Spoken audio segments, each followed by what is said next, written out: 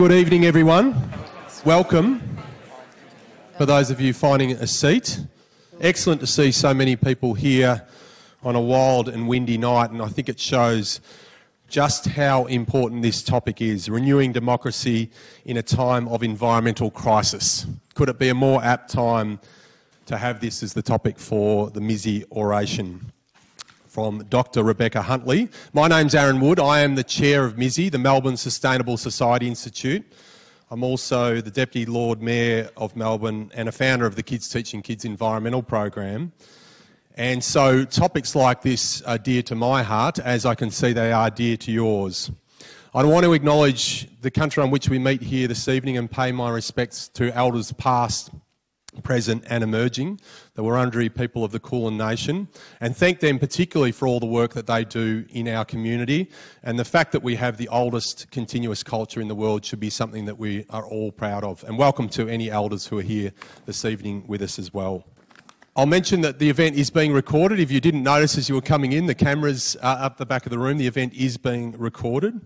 But a little bit about MSSI.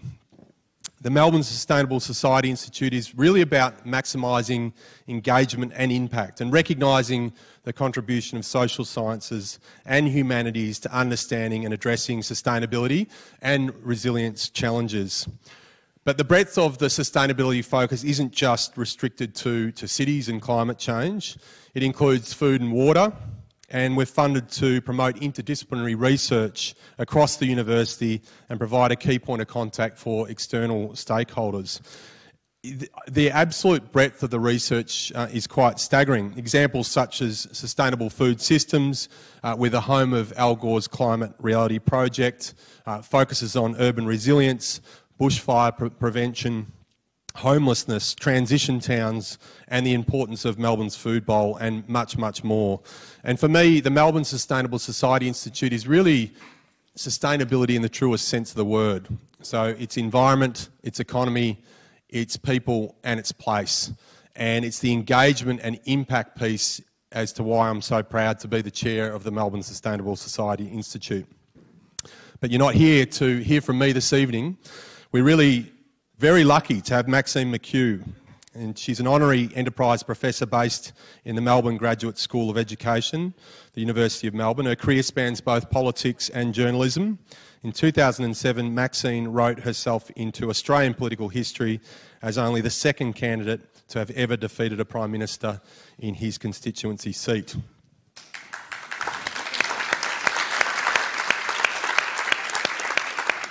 I actually have here in my own notes, Maxine, pause, because I think that will get a clap. She entered the federal parliament as the MP for Bennelong and served as Parliamentary Secretary for Early Childhood and later Parliamentary Secretary for Infrastructure, Regional Development and Local Government. Before making the switch to politics, which many of you will know her from, she had a 30-year career as a broadcast and print journalist, earning a reputation as one of the country's most authoritative interviewers.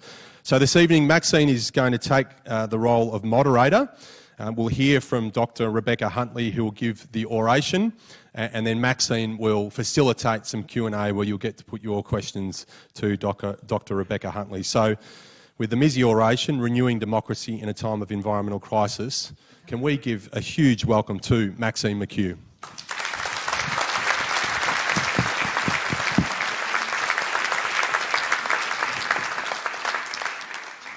Thank you very much indeed, and good evening everyone. It's so nice to see so many here, and Rebecca, you can pull a crowd. Well done. It is a particular delight to be here, the invitation of the Melbourne Sustainability Society Institute, and a further delight to introduce tonight's guest speaker, Dr Rebecca Huntley. Rebecca, in my view, has emerged in the last decade as one of Australia's most engaging public intellectuals. She's going to be speaking tonight, as we've heard, about a pressing topic, renewing democracy in a world of climate change, and speaking in particular to her area of expertise, her deep understanding of public sentiment and climate change. Now, I certainly know that the events of the past few weeks and even the past few days have moved my own concern dial. I haven't hit panic mode yet, but you know, I do find myself looking out on the world with a lot more alarm, and perhaps you do as well. Many of us can see that the future is here. Now, I flew back into Melbourne this morning from Sydney to find even more congested traffic because trams and trains had stopped running given the 40-degree temperatures and those awful, scary winds we saw. I left Sydney this morning about 6 o'clock, where once again the city was choking on smoke, and the skyline seriously looked like a scene out of Blade Runner.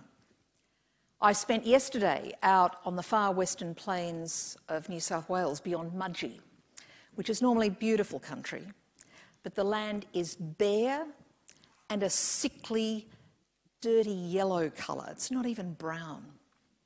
The saddest sight of all was watching what livestock is left, just wandering around really slowly in the dust, and, you know, sheep trying to pick up just a bit of some bare little bit of nutrient that might be left on the ground. It was just an awful sight.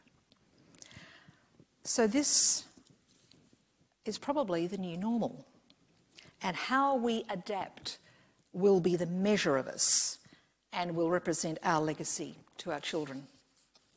Now, let's just say it, we know there is little leadership in Canberra. But on the upside, there is plenty of leadership outside of Canberra. Just last week, Professor Ross Garnaut launched his book Superpower here at the university.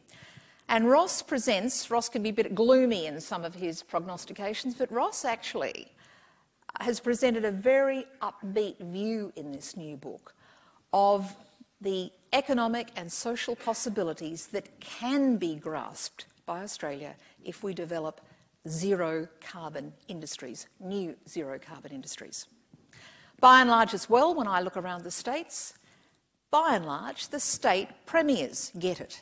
They are clear-eyed about the challenge, as many in business are, and particularly, by the way, in the investment community. Look at where people are putting their money and where they are not putting their money. The question then becomes, how do we mobilise around what I think is a new coalition of the willing? How can we stop worrying and panicking and start acting? Now, Rebecca Huntley's recent research provides some very interesting pointers, as you'll hear in a moment. At the conclusion of Rebecca's address, we're certainly going to be opening this up to Q&A, and we've got mics across the audience.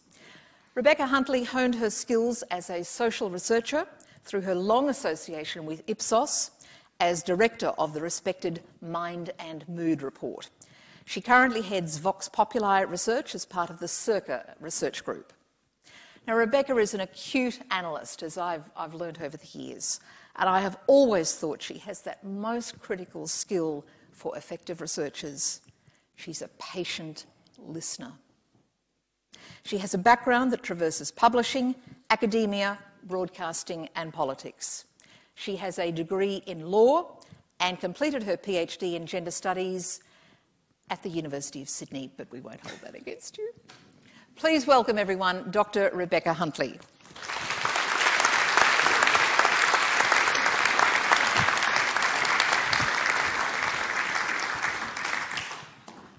Thank you so much, Maxine. I miss that voice in our Parliament and on our TV screens, but you've got it here at the University of Melbourne. You're very lucky. Thank you for coming out on a windy night to hear me. Thank you so much to Professor Brendan Gleeson and the Melbourne Sustainable Society Institute for inviting me to give this oration. I was really pleased. I want to start by acknowledging the traditional owners of the land upon which we meet here, the University of Melbourne, and pay respects to their elders past and present. In this institution of great scholarship and teaching, the unique knowledge systems of Aboriginal people are being slowly, belatedly recognised. Their contribution both to a deeper understanding of our environment and how it is changing, but also their role as critically important leaders in the climate change cause cannot be underestimated. It's my hope that the establishment of a voice, ideally enshrined in the Constitution, to supervise the process of agreement making between governments and First Nations peoples will improve the environmental decision making, particularly by the federal government.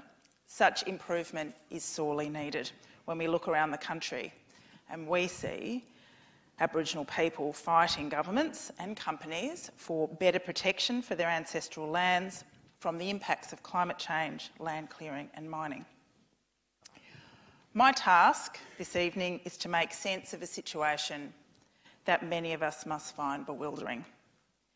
That there is now widespread public acceptance in Australia of the reality of climate change and the need for governments to respond. That we see daily, almost hourly reports that the long-predicted impacts of climate change have arrived in the form of record-breaking summers, extreme weather events and sea level rises, and with it disruption to every aspect of our way of life, our food systems as well as our natural and built environments. Flying fruit bats fall from the sky in Campbelltown. Millions of perch and cod die in the Murray Basin. The Tuesday before last, not one drop of rain fell on Australian soil. New South Wales faced its first ever catastrophic fire event, and we've had them in South Australia, we've had them in Victoria, we've had fires burn in Queensland, they're continuing to burn. When I left Sydney this morning, I couldn't see down my long street, and my daughter, who has asthma, we decided that she would need to stay indoors all day. These are the kinds of events usually reserved for sections of the Old Testament or increasingly for science fiction novels, and yet they're here. And yet rising concern about climate change and the environment in the social research has occurred simultaneously with the electorate voting for political parties with, how can we put it, recalcitrant policies on the environment, and with significant groups of climate deniers in their ranks. It's almost as if the people who answer the surveys aren't the same people who vote in elections. They are. Let's start to get to the bottom of this apparent dissonance between what people say they want and how they vote, particularly in an election like the last federal election that many commentators, myself included, thought would be the climate election. There are many reliable surveys, I emphasise reliable there, around documenting the rising level of concern in the electorate about climate change. So you've got the Australian Electoral Survey coming out of the Australian National University. It showed that between 2010 and 2013, belief that climate change posed a serious threat kind of flatlined, and then it increased sharply from about 52% to 62% from 2013 to 2016. And other surveys by companies such as Essential and Ipsos have found the trajectory of concern about climate continuing to trend upwards since 2016. However, it was the results from the Lowy Institute poll released a few months prior to the election that seemed to point towards the kind of escalating concern that might bring about a political shift akin to what happened in the 2007 election of Labor under Kevin Rudd. That Lowy poll showed 59% of Australians, up 5 points since the year before, agreed with this statement. Global warming is a serious and pressing problem about which we should begin taking steps now, even if it involves significant costs. A strong majority of Australians in that poll, 84%, up 3 points from the previous year, agreed that the government should focus on renewables, even if this means we may need to invest more in infrastructure to make the system more reliable. Only 14% believed the government should focus on traditional energy sources, such as coal and gas, even if this means the environment may suffer to some extent.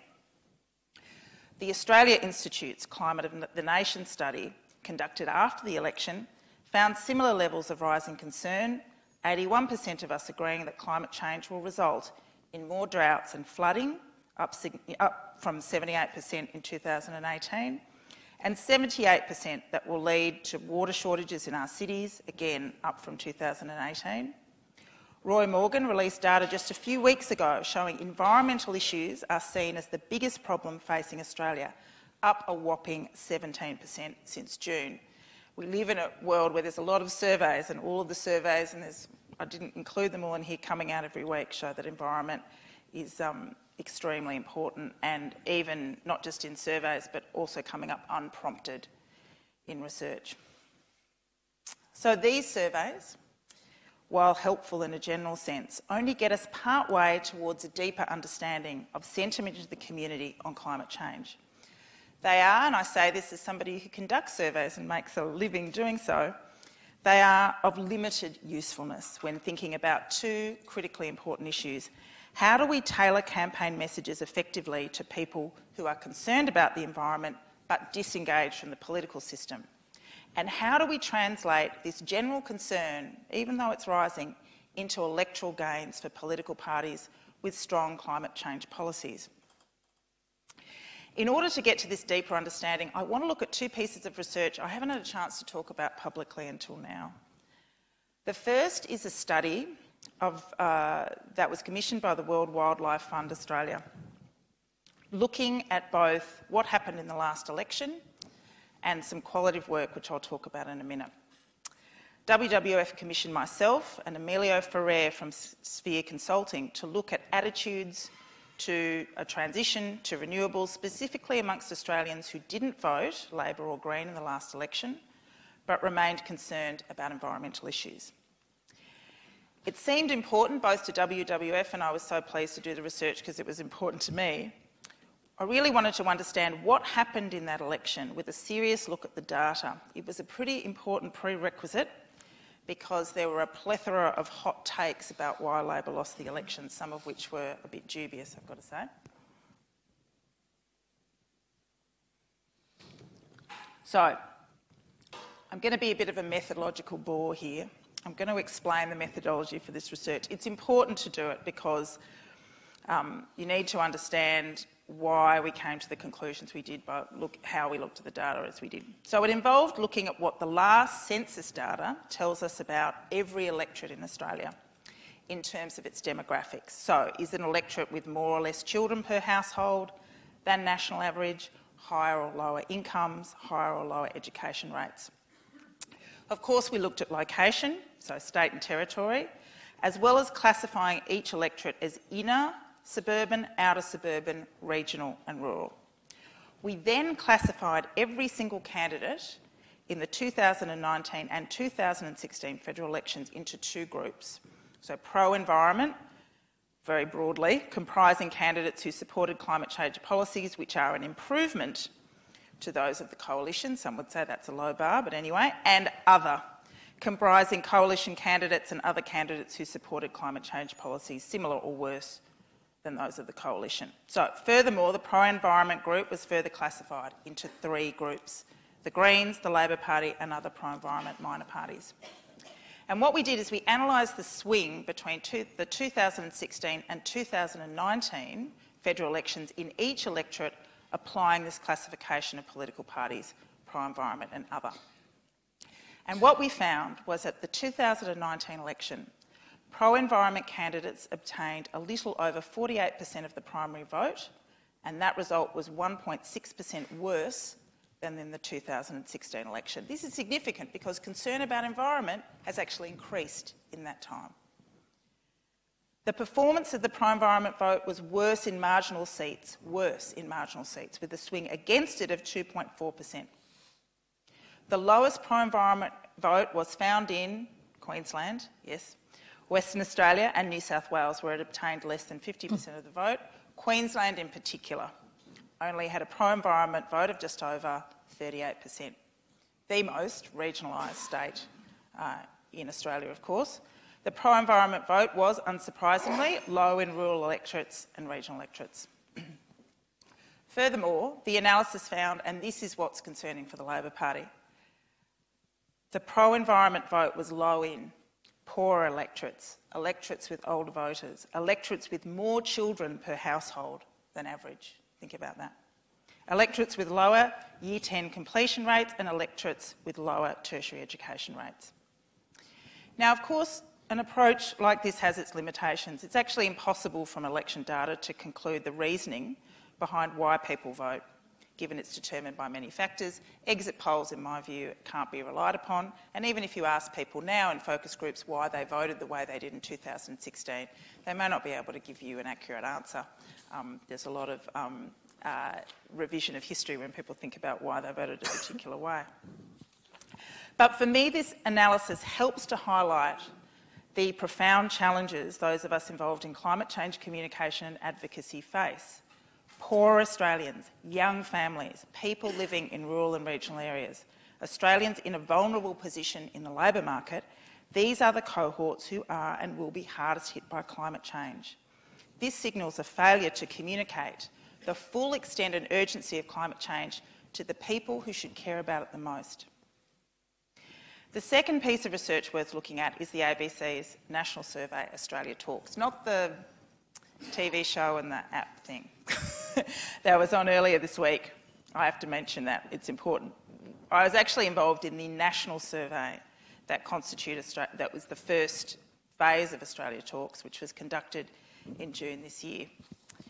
After the election, 54,000 Australians completed that survey, and that was weighted to reflect the demographics of the population according to census data. That's an extraordinarily large sample. Most surveys that you would see published in the media are somewhere between 1,200 and maybe 1,500 people respond to those questions. So we had 54,000. There were 500 questions in that survey, with the content ranging from measuring attitudes to politics, health, education and technology, to behaviour around drugs and alcohol, sleep and commuting. It revealed that One Nation voters are twice as likely as any other group of voters to agree with the statement, "I would prefer to spend time with animals rather than people." I'm just not going to comment on that, I'll just leave that there. But for me, the value of Australia Talks is that it allows us to understand how different groups of Australians are responding to the climate change message. The most exciting finding from my point of view coming out of Australia Talks was that 72% of the respondents nominated climate change as the biggest issue facing them personally. Personally, and I emphasise that. They had a choice of 18 different issues to choose from. This was an extraordinary finding because one of the real difficulties up until this point has been connecting the issue of climate change to people's lives. In the research I've done leading up to this moment in the last 15 years, what I've found is that for some groups of Australians, climate change seems distant in time and it seems distant in space.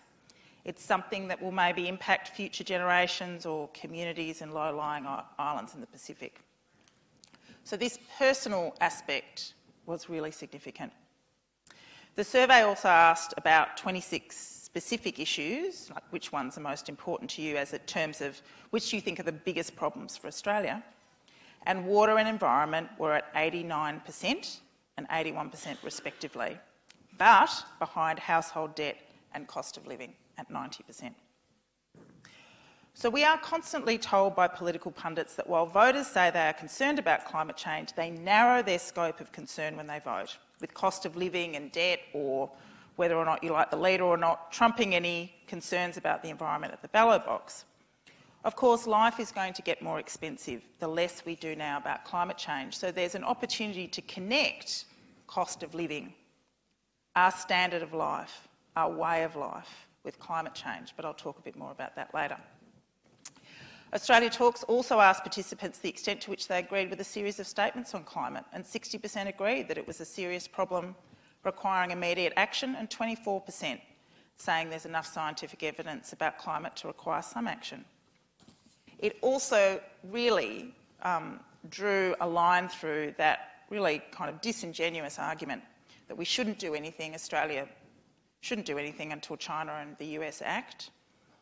And in fact, there was about 62% strong agreement and 17% agreement with the statement, Australia has a responsibility to act even if the other big polluting countries don't. So there, some good survey results, but like I said, doesn't necessarily get us all the way there. As we saw in the WWF post-election analysis, there are demographic and ideological differences evident beneath these big majorities of concern reflected in the Australia Talks data. So there's the good news, and then you start to dig down. You start to see where the challenges are. Where you live matters. People in Queensland and the Northern Territory, more conservative on environmental issues. There are the usual age and education curves in the Australia data, evident in pretty much every other survey I've ever seen in Australia on climate.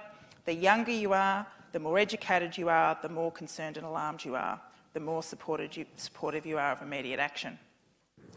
Interestingly, there aren't significant differences in terms of income. Education is always more important than income. And I was expecting to encounter some differences in terms of migrant status and ethnicity. They were there, but they weren't actually prominent. But I will say this. The environment movement on the whole is not predominantly white, but much of the prominent leadership is. There are these differences in migrant and cold communities on climate, and we should begin to think about how do we make sure that the leadership of the environment movement is as diverse as our population, especially since we know the impacts of climate change will not be felt, at least in the first instance, amongst wealthy white people living in the inner city. The greatest divisions showing up in the Australia Talks data, unsurprisingly, are political. Massive gaps between left and right voters. Combined with location, you can actually see how hard it is to shift the political map to reflect this general level of concern about climate. So if you've got conservative-leaning voters in states like Queensland and Western Australia, in regional areas of New South Wales, continuing to feel the way they do, it helps Conservative governments with their recalcitrant policies remain in power, if only just. And yet the data also shows that all voter groups, every single one, even One Nation voters with their preference for animals rather than people, they all prefer renewables as a future source of energy, solar and wind. Support for more reliance on coal was in the single figures for every single voter group. But the real difference of opinion is actually on nuclear, with people, left-wing voters, minuscule support for nuclear energy and quite significant support for nuclear energy amongst Conservative voters. So I've thrown a whole lot of statistics and bits and pieces at you. What can we conclude from these two pieces of research as we dive underneath the general concern about climate change? Well, age and education differences aside, the issue of climate change has become a battle of ideologies, values and worldviews, something that has become much more pronounced in the last decade, thanks to our political class and to parts of the media. Knowing what we know about human beings, our psychological and evolutionary makeup, there is no evidence that these divisions are going to be broken down more by scientific evidence or just the passage of time, not that we have much time to spare. And we should be quite careful assuming that as climate change becomes worse, these divisions will start to collapse.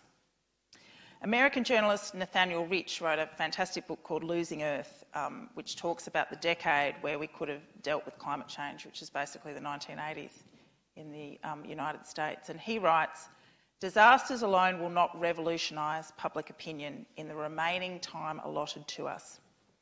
In addition, he also points out it no longer seems rational to assume that humanity, encountering an existential threat, will behave rationally. Instead, we need to better understand the irrational, ideological, psychological and cultural ways people respond to climate change, and a segmented approach to sentiment and behaviour is one way to do that. What do I mean by that? Well, I was lucky enough to spend some time in June of this year with researchers at the Yale program on climate change communication. And this program grew out of a groundbreaking conference on Americans and climate change, convened in 2005 in Aspen. And as since then, that program has conducted countless scientific studies on public opinion and behaviour around climate. And it's led by social scientists rather than natural scientists, but they've got a passionate interest in the natural world, and it resides within the renowned Yale School of Forestry. And much of what they do at the Yale program is informed by what they call their Six Americas study, a segmentation which was first conducted in 2009. So what this survey does, what this segmentation does, is it measures the American public's climate change beliefs, attitudes, risk perceptions, motivations, values, policy preferences, behaviours, including voting patterns and media consumption, and underlying barriers to action. The result of the survey work was it kind of came up with these 6 different citizens groupings or segments, varying in size and well differentiated in terms of their attitudes to climate change and their views about action. So on one end of the spectrum, we have the alarmed. They've put it about 18%, fully convinced of the reality and seriousness of climate change and already taking individual consumer and political action to address it. Welcome, the alarmed. You must be if you've come out today on a windy day to come and hear me talk about climate change.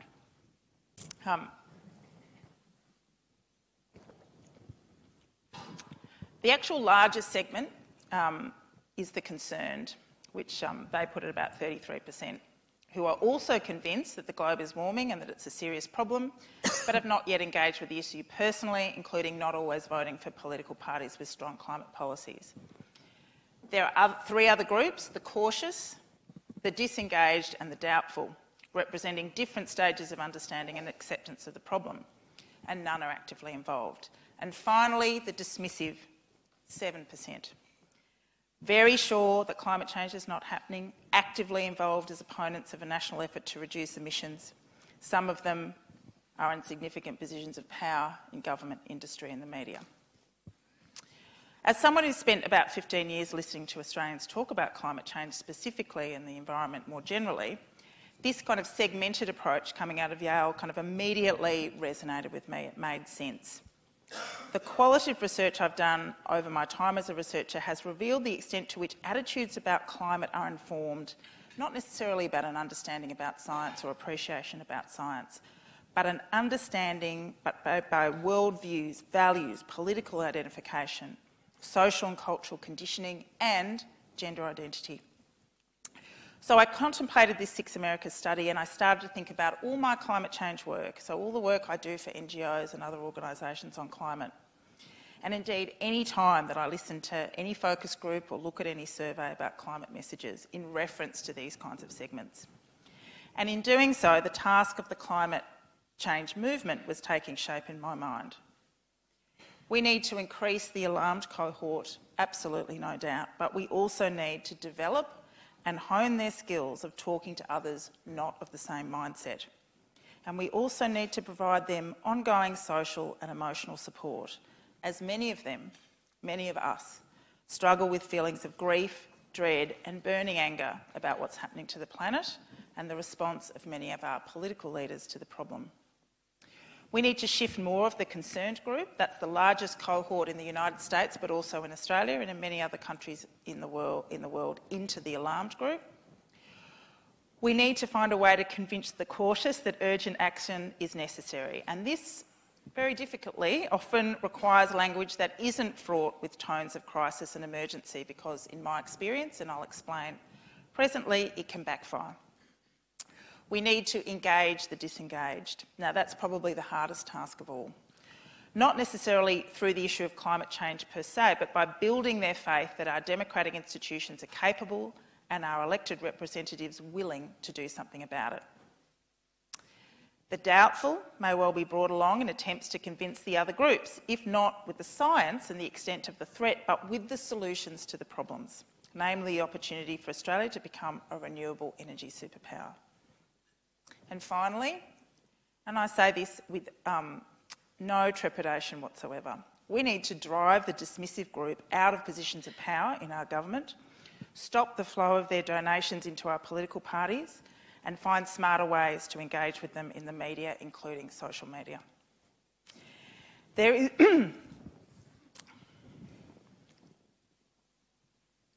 I blame the smoke that I inhaled in Sydney this morning.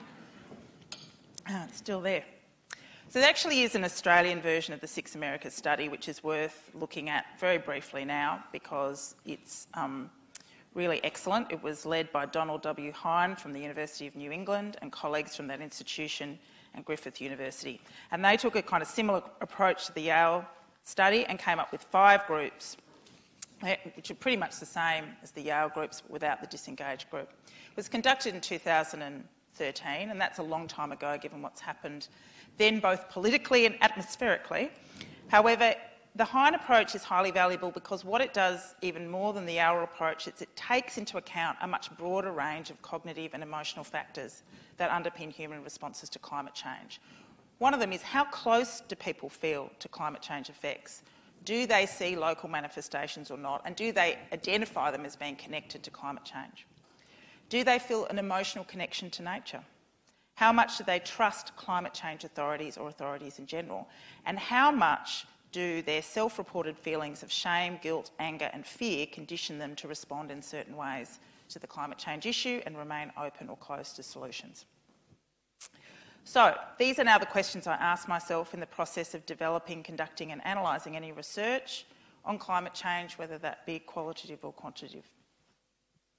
Understanding and using this segmented approach to research on climate sentiment has allowed me to improve the quality of work I do for environmental NGOs and the networks that now make up the bulk of my clients. I've spent a lot of time in the last 18 months in particular wondering about the efficacy of the language around climate change, around emergency, crisis and urgency. The facts of climate change and the need for rapid response absolutely merit these terms. To not use them seems to be more than a sin of omission, but an outright lie to the public about the scale of the threat and what's at stake.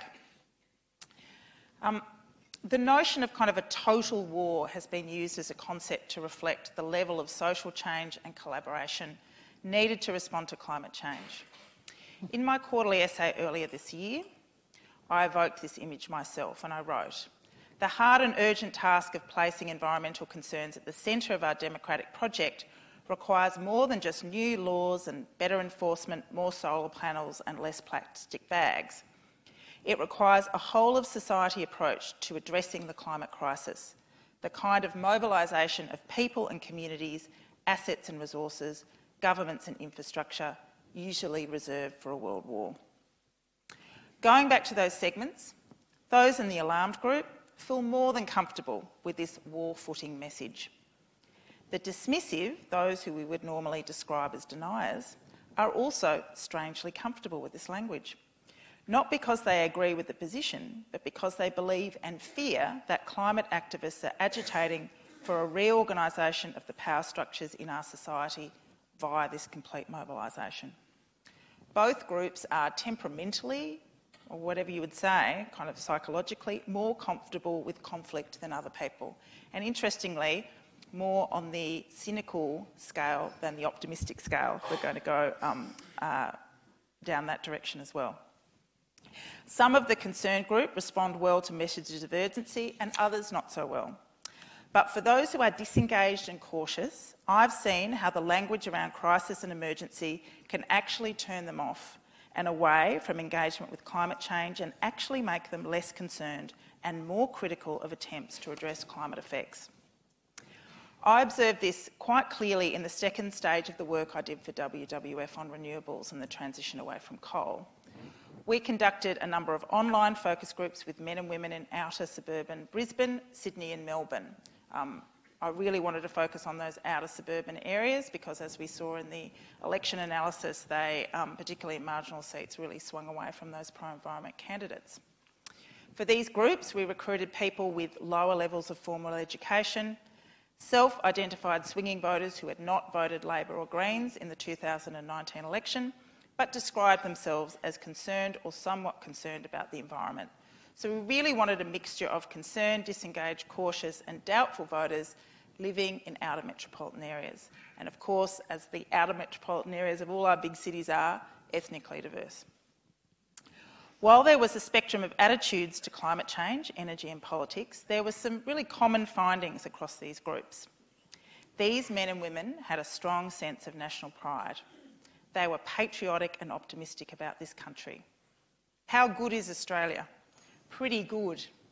I actually threw that out in the conversation as a joke and they did not take it as a joke. They went off about how great Australia was. Not so much a joke as a kind of a kind of throwaway line. Their cares and concerns were local and immediate, secure and well-paid jobs, safe neighbourhoods, a good standard of living and happy, successful kids. Security was a big theme and participants saw signs that lack of respect was undermining social norms, threatening their sense of security. While there was a general acceptance of the climate science, they saw it more as a future threat and not an immediate and not personal threat. They, importantly, rarely discussed climate change in their daily lives. It seems we can talk about politics and sex, but not climate change. How mores change. There was a strong belief that climate change was overplayed by the media and politicised. They disliked aspects of the climate change discussion, including its negative gloom and doom tone, its remote and inaccessible language, and the fact they felt guilty and depressed when listening to climate change messages. When confronted with the scientifically proven 10-year timeline for change, their reaction was explosive. Scare tactics, that can't be true, where's the evidence? The more we tested messages that focused on the 10-year timeframe and the connections between climate and catastrophic events, the more they pushed back. When it came to energy, the preference was overwhelmingly for renewable energy over coal. They wanted affordability and reliability, but they wanted this transition. But they kept questioning how fast should it proceed and what will be the costs for society to be able to do that. Now, we tested about 9 messages around energy transition with this group, and almost every single one of them fell flat, except for one. They disliked all of them. The one that they liked was a relentlessly positive message, solutions-focused, about how clever Australians have come up with inventions like Wi-Fi and how we could be world leaders in renewable energy, allowing us to generate jobs and address rising cost of living pressures. This research has made me think more and more about the Australians, probably spread across the kind of mildly concerned to the disengaged and cautious, that no change has to come, but are anxious about the shape, pace and negative outcomes of that change. They rightfully question whether our political and business leaders have the capacity or the desire to ensure that this transition to an economy built not on fossil fuels but renewables doesn't penalise already struggling groups in our society. I want to just read out some comments by one particular person in one of these focus groups, a school teacher. Her name was Jessie, and she was living in the outer suburbs of Melbourne, in the western suburbs, and this is what she had to say. It really encapsulates some of what I've talked about thus far. She said, "Climate change is a real thing and a scary thought. I feel helpless about it at the moment. I recycle. I don't use one-use plastic, bring my own coffee cup. What more can I do to make a real difference? I think the repetitive language of climate change makes people shut off a bit. A sort of heard it before thing. Relevancy is a big part. Am I personally affected in this moment, or is it something I don't have to care about for a while? I understand the need to close the coal power plants environmentally, but making sure we have measures in place to replace our energy supplies first might have been the smarter thing. I honestly don't know enough about it. Does renewable energy generate enough power to make a difference? Now, Jessie was full of genuine and open questions. These were open questions, not closed ones. She wasn't critical of the climate science, she believed it. But what we can do to address what she rightfully defines as a real and scary thought, a world transformed by climate change, was something that she just kept going back to. What can we do? What can we do? She also did what is often happening in focus groups that I conduct at the moment, is somehow equating plastics recycling with climate change. I don't blame her. Our Prime Minister did that at the UN, so she's in good company. But what I think is that there's been an enormous, successful with the war on waste and this focus on plastics recycling. But as those of you in the room know, we can make great leaps and bounds with plastics recycling, and it's not going to do much to do with climate change. And the muddying of those two issues for me is something of great concern. The lessons from me from this project with WWF, and I was very honoured to do it for them, in addition to all the work I've done thus far on climate, are that these are lessons that are well understood by climate communicators around the world in theory, but not always put into practice in every campaign. Those lessons are: be solution-focused and positive. Understand the values of people you are trying to convince. Do not fuel division and conflict. Relate solutions to climate change to our sources of happiness and common concern. And more importantly, never assume that what messages work for you will work for others.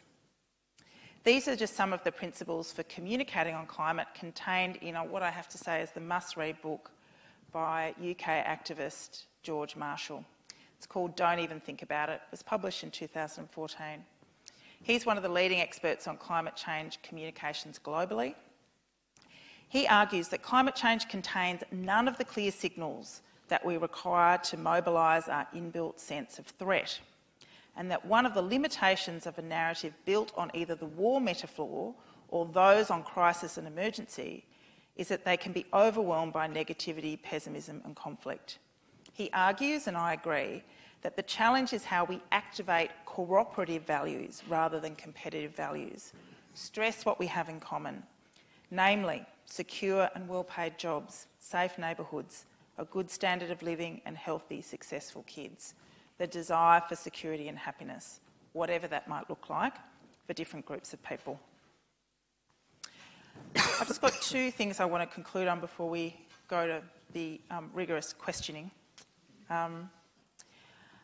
The first really is to address this whole issue of what was in the title of my oration around democracy and government. This is central to our task of dealing with climate change. Both the Yale and Hines segmentations consider trust in government, trust in climate science and climate authorities to actually be vitally important when trying to understand why people respond to climate change messages the way they do. If you think about the 6 segments and you talk about people who are doubtful and people who are dismissive, the difference between a somebody doubtful on climate change and somebody dismissive, in my experience, is they sound the same, but when they say, where's the evidence, and you put in front of them something like, well, this is what the CSIRO says, the doubtful person goes, okay, and the denier says the CSIRO is riddled with communists. So my experience is that deniers play the man and not the bull and think the man is a communist. That's generally the way that I think about it playing out in focus groups. So this whole idea of trust, whether it be in authorities, in academics, in scientists, in government, is actually critical to this question. Denialists have cynically capitalised on people's growing distrust in institutions of all kinds, their contempt for politicians, in their campaign to undermine the climate science. Why should you trust government experts or professional politicians like Al Gore? They want to take away your ute and force you to drive expensive electric cars, to go to vegan hamburger joints and, all in the name of science, which is uncertain, etc. So I've got to say my slightly sarcastic humour here is not directed at the people who drive the utes or the people who eat the vegan hamburgers, but the political and media elites on the far right who position themselves as champions of the common people in public while undermining any government with policies that might actually benefit those constituencies. I did not join in with the post-election trolling of Queenslanders. Where's Maxine? You're a Queenslander? I come from a Queensland family. Or the characterisation of people who resist climate messages as mean and stupid bogans. I agree with the French philosopher Bruno Latour when he writes in his brilliant book Down to Earth: Politics in the New Climatic Regime, before accusing the people of no longer believing in anything, one ought to measure the effect of that overwhelming betrayal on people's level of trust. Trust has been abandoned along the wayside. No attested knowledge can stand on its own, as we know very well. Facts remain robust only when they are supported by a common culture, by institutions that can be trusted, by a more or less decent public life, by a more or less reliable media. In my quarterly essay, I explored the issue of trust in democracy and government as part of a larger argument that the urgent social, economic and political issues facing us as a nation and concerning the electorate were acute enough to encourage Australians to vote for a wildly unpopular leader with a policy platform based on strong social democratic values with an environmental issues at its core. Didn't that turn out well? Anyway, In my response to my own essay, written the weekend of the election result, I reflected on my errors of judgment. I felt very certain at the time. If I was to approach my essay again, I wrote, it would be focused almost entirely through the lens of public distrust of politics, because if there was one big message coming from this election result that we have had this year, it is that despite our voting record, Australians are alienated from the system. Before anyone speculates on how people responded to the ALP's policies, we first need to ask, were people listening much in the first place? There were many signs they weren't. The high number of pre-poll votes, 4.7 million. It's extraordinary. It keeps going up every year. Driven, of course, by a desire for convenience, but we can't all have children playing football or having some kind of operation on election day. It has to reflect that people have made up their minds before the campaign even started. It's as if the campaign is completely irrelevant to their decision-making. This is not good. It's not good for our democracy, and it certainly should have indicated that there were no real conditions for change.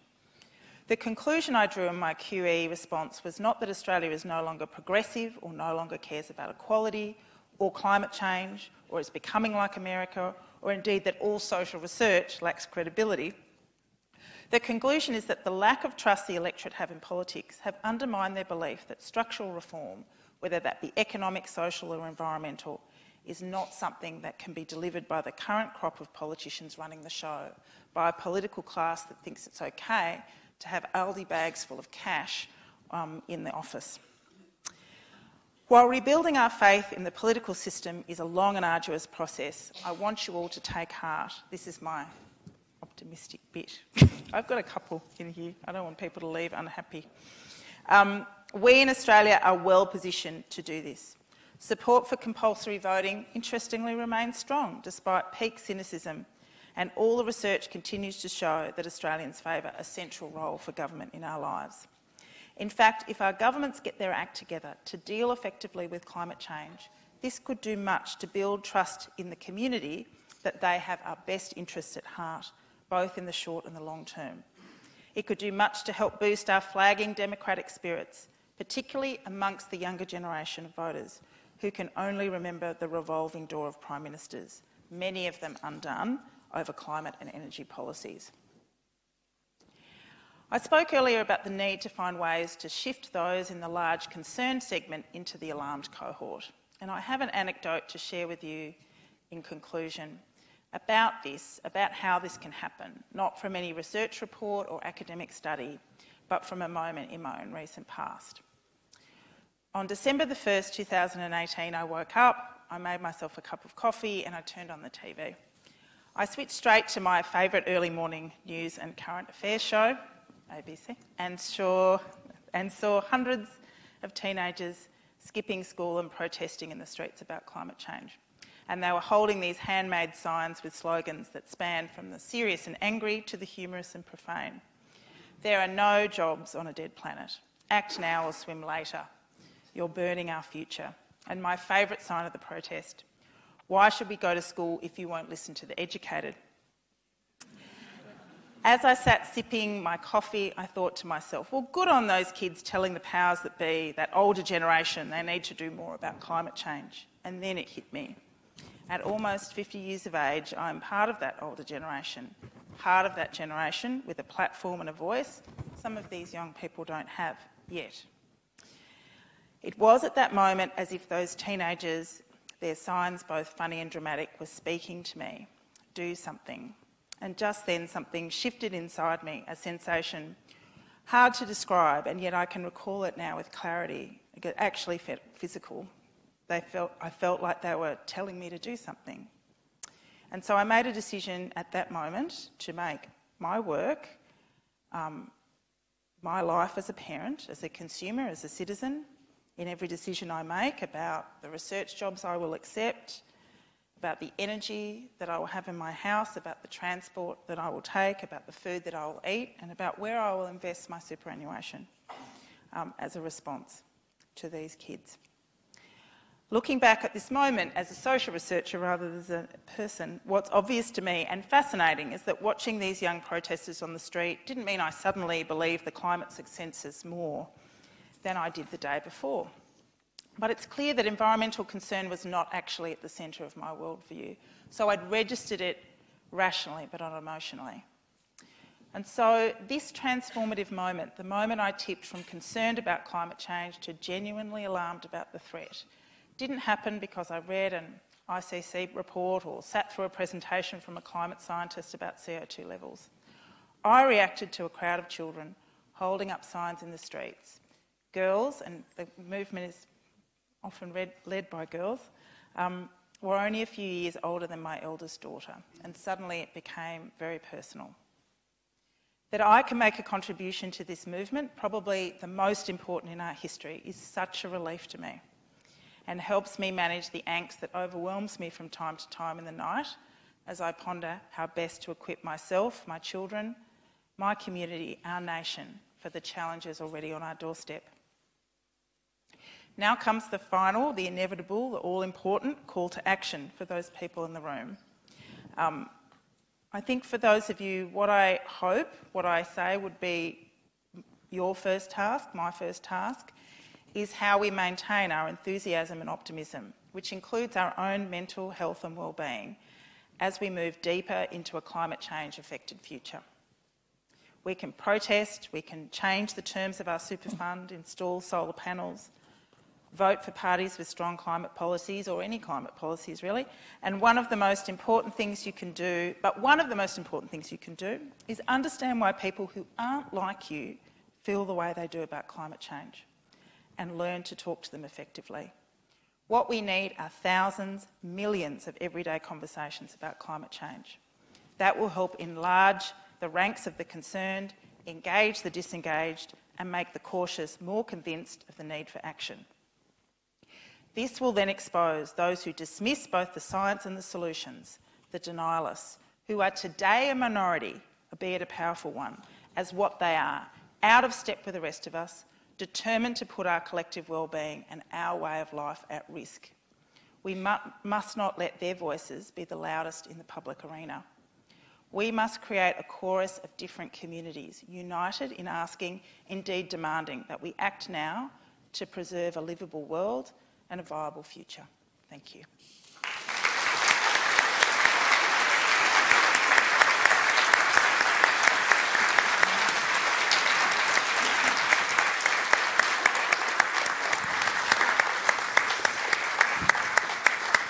Rebecca, thank you. An insightful oration with many messages there. If I could just, before we come to our audience, if I could just pick up on a couple of things. The climate reality training that you're a part of, you mentioned in the middle of the year. Yeah. What did you learn from that in how we might kick off fresh conversations, and particularly to your last point about breaching the divide? Yeah. Yeah. Talking to those people who don't think like us, and perhaps taking the edge off our own superiority at the same time. Yeah, it was wonderful. It was in June of this year. It was exactly the kind of the kick I needed. It was in Queensland, the great state of Queensland. 800 delegates from all over the Pacific and Australia got together to be trained almost entirely by Al Gore himself. The man is indefatigable. I don't know what drugs he's on. I want them. He was on the stage for 3 days. And I'm actually this talk occurs as part of Climate Reality's 24-hour global conversation about climate. There were two wonderful stories from that training. And they were, one was a presentation and one was just kind of a lucky conversation I had. The most powerful communicators, Al Gore aside, at Climate Reality were the men and women of the Torres Strait. And a man called Fred Gieler got up on the stage quite early on and he said, there are no climate denialists in the Torres Strait. He said, we're in a position where we are having to rebury our dead because we are losing land from rising tides. He said, we have no cultural protocol around doing that. And then one of his colleagues got up and said, there's a tradition in the Torres Strait where the baby is born, the afterbirth is buried and a tree is built and you're the custodian of that tree. And he put up a kind of slide of trees falling in the water. And for me, these two men presented an extraordinary image and story of intergenerational destruction from climate that is happening to them, and they're obviously taking the Australian government to task about that. And then afterwards I was chatting to Fred Gieler, and he said, we're in a position of being the first climate refugees in our own country. He said, but I don't know if Australians see us as Australian. And so that was a situation in which our sense of our connection from the people, these are Australian, this is Australian territory, but perhaps we don't see them as Australian because they're from the Torres Strait. But it was the most powerful storytelling around climate that I've probably encountered. But let me just add a little coda to that. I've retold that story because it's so powerful many times, but you can go online and see the talks given by the people of the Torres Strait yourself. And I remember telling that story at and this is the importance of how we need so many stories to reach people emotionally. So I was at a writers' festival which had the normal writers' festival crowd, which is older. And I told that story about reburying our elders, and there was but then I told the story about the baby trees, not so much. It didn't register. Then a couple of days later, I was at a mum's group, with a whole group of mums at the school, and I told the story about reburying the dead, didn't register. The baby trees registered. So it made me realise that you can tell a powerful story, but unless somebody can connect with it emotionally, that's why we need so many stories. But the other interesting conversation I had was I was staying I splurged to stay at a bit of a fancy hotel, and not a lot of the delegates were there. But there was one delegate I was noticing going up and down the lifts, and I said, "Oh, why are you?" And he looked like very much a middle-aged businessman from Adelaide, and he turned out being a middle-aged businessman from Adelaide. And I said, "Why are you here?" And he said, "Well, he was the general manager of Adelaide as an aquatic centre," which is, anybody from other part of my family is from Adelaide. Anybody been to Adelaide? It's a really big aquatic centre because it's hot in Adelaide a lot of the time. And he said, we went renewable a couple of years ago, and I'm not a greenie, I'm not really that interested in the environment, but I realised it just saved us so much money. It made the whole centre so viable. Because that place is being run on renewable energy, he can now do other things with that money. And it made me realise that when we think about what renewable energy can do, we think about people installing solar panels, or maybe people getting... There's your solutions-focused approach. We barely recognise the ripple effect of what making sure we have cheaper energy means. How for the Adelaide Aquatic Centre, according to him, it means because they're not having to pay these escalating energy costs, then maybe they can keep entry prices the same. They can provide more services. They can do more things. That brings me to my other point. And of course, your warning, of course, that for many, many people, talking about crisis, urgency, war, all this kind of thing is a turn-off. This is my question, is it because, it is such an overwhelming concept for a lot of people. So in fact, let me put it directly to you, have you tested not talking about climate change, not even mentioning it, but talking about things like better land management, water purity, different ways that we organise our food production and consumption, all of those sort of things? Yeah, absolutely. And I think what happens is that climate change for some groups, while they might say, I believe it's happening and I believe more of these things will happen, when you actually start to craft a message which for them might mean that's around like a policy change or anything they have to do, they immediately see climate change, they immediately turn off and think this is politicised, or it becomes a kind of a landmine and a roadblock.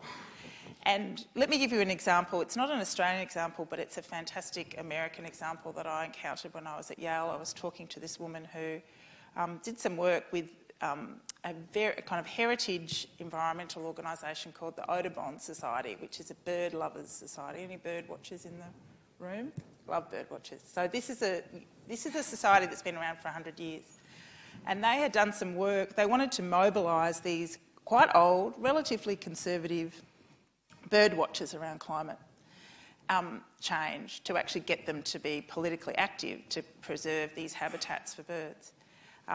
They found it was really important to place their initial concern in the thing that they really loved, which was their local bird. Every state in America has a local bird, and many of them are endangered. Most of the local bird is also the mascot for the local football team, so there's an emotional connection. But they also realised that there was a lot about the climate debate that turned these people off. They didn't like projecting into the future. They didn't like this idea of this idea of attributing too much responsibility, because as conservatives, personal responsibility was important to them. So they found a way in kind of trying to get them to say, this is what's happening to birds, which wasn't very hard for them to agree with, and this is what we want you to do politically. They kind of did a very clever little sidestep through the normal discussion around climate change, kind of, I would say, almost like avoiding the rhetorical landmines that exist. And actually were incredibly successful. The only thing that they couldn't get them to do is share anything. What behaviour change did that lead to? It led to them actually going to the governor and the local mayor and petitioning and doing all this kind of very kind of like quite serious political activism. But the one thing they couldn't get them to do is share anything on social media. Not because they weren't on social media, but because they didn't want to kind of, upset their social group on social media. But that goes to your point that you quoted. Was it George Marshall about the cooperative values? Absolutely, cooperative values, and that's what mattered to them. So I think one of the things you always have to ask yourself, not that is what is the value and worldview, and the other thing I ask now of every group that I do is I ask them what don't they like about the climate change discussion. I kind of work out where are their triggers, and then I try to think about how far do we have to go to tell them the story that doesn't alienate them to get them to the solution as quickly as possible. And of course that's going to be very different for different groups depending on the issue, but the insistence that we have to step everyone through the same path towards a recognition of the need for action is just not working. It's just not going to work. Okay, let me come out to the audience. We've got some time. We'll take lady Hi. there. Yep. Thank you, Rebecca. That was lots of food for thought. My question is around the conclusion you have drawn about talking about solutions and the positive and veering away from the doom and gloom, and that's certainly not a new message for any of us who've been working in this space for a while, and as you said, we're not always very good at doing it. I know that the counter-argument that often comes up to that is that if we're only ever talking about those positive solutions, we'll never have that urgency that will allow people to support the drastic changes that we need in the time that we need them. A few years ago, I started a not-for-profit called Climate for Change, that our whole work is around trying to help people, I guess, the alarmed that you speak of, to have better conversations with the people in their networks. And our main piece of work is sort of steals the Tupperware party model. We could get to the question, thank you. Yeah, sorry. So in those conversations, we actually try and have the whole story. I mean, we've got people captive for 2 hours, so we can go through the urgency, the solutions, and then the key part that we found really interesting is the democracy part and how they can get engaged in that. And my question is there research on, I guess your talk was a lot about messaging, but if we have dialogue where people can actually engage with the issue, is there a place and is it important to be talking about the urgency as well? Urgency works with people who are concerned and alarmed. I think to kind of present the position as not one that's urgent to those other groups would be, like I said, a dereliction of duty. But I find what works with them is a different message around urgency. One of the things that works very well is that we have an opportunity to capitalise on renewable energy and the economic and other opportunities available to that. The investment, as you were saying, the investment community is moving away. The whole world is investing. That's our opportunity there. That works a lot better for them, rather than a vision of in 10 years' time, what we, if it gets beyond 2 degrees, this is what's going to happen. So I think a message of urgency is critical for all of those sections, perhaps except for the disengaged. It's just what's in that content about that message of urgency. I don't think we need to move away from it at all, but I think it's different for different groups of people. Okay. I'm going to go right up the back, as Barry Humphries would say, the people in the cheap seats, right up the back. Gentlemen, keep your hand up and we'll get the microphone to you. Hi, Rebecca. Thank you for your interesting research. Regarding the jobs and solutions-focused messaging, I would agree with the former speaker that there's been a lot of it in the last half a decade. Green economy, Green New Deal, just transitions. But it's been systematically silenced by corporate media. So how do we outflank, outmaneuver, confront? How do we deal with the moneyed interests that, no matter what we say, will do their tactical best to outmaneuver us? Yeah, you're absolutely right. So very, very quickly, there's a whole other oration. The next one should be about how the media talks about climate. I mean, I can say at the ABC, you know, we're talking a lot about climate change, but I'm always a bit nervous about talking about it because you feel under siege. We feel, you know, attacked. But that if we talk about climate change, we'll be accused of being left-wing. So there's that as an issue, definitely. But I said at the beginning that it's absolutely critical that we reform political donations in Australia and that we change the way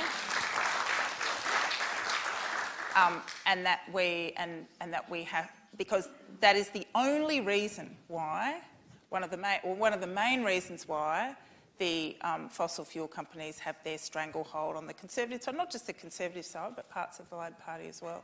It's got to be a big part of it. Rebecca, I think it was Peter Harcher in an article in last week who said our coal lobby is the equivalent of the National Rifle Association. Absolutely. Yeah. And when you go to other parts of corporate Australia, when you talk to investors, they are tearing their hair out because they are wanting to make this. We have not just recalcitrant government policies, we have a recalcitrant part of the economy that is not looking around and seeing what other corporations are doing. Faith leaders across this country and across the world have also spoken out about climate change. So our government listens to faith leaders on a whole lot of questions, but they're not listening to them on climate change. So there's definitely a lot to be done for better media reporting on climate. Okay.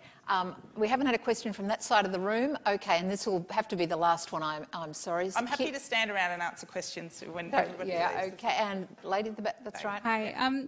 I guess my question goes to what you were talking about with distrust and the work you've done mapping electorates, and I'm wondering if there's any work around mapping political efficacy, so the sense that your political action actually has an impact. Yeah, it's a really good point. So the Australian Electoral Survey has shown quite a marked dip 2007 after 2007 vaccine, but when in response to the question, my vote matters. All right, so it's kind of jumped up and down. 2007, it kind of peaked, and then it's kind of free-falled.